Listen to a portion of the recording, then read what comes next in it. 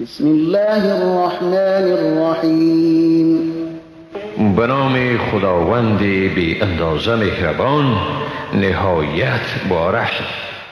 یا ایها الذین آمنوا لا تتخذوا بطانة من دونكم لا يألونكم خبالا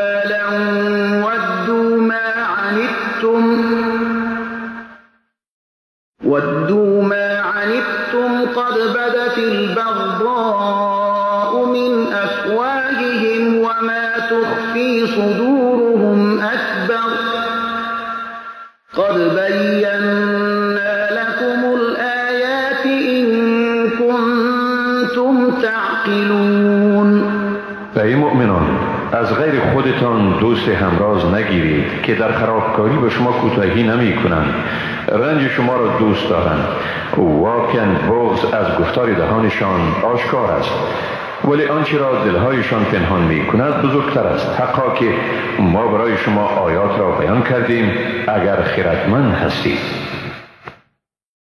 ها انتم اولائی تحبونهم ولا يحبونكم وتؤمنون بالكتاب كله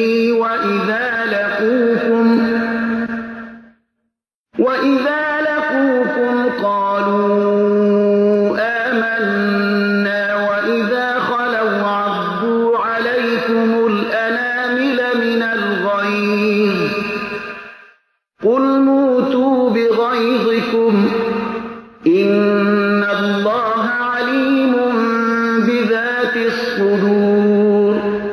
این شما هستید که ایشان را دوست دارید اما ایشان شما را دوست ندارند، در حالی که شما به تمام کتاب ایمان دارید.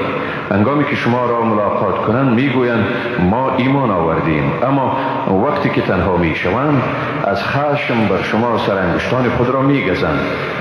بگو به خشم خود بمیرید، حقا که خداوند به آنچه در سینه ها است آگاه است.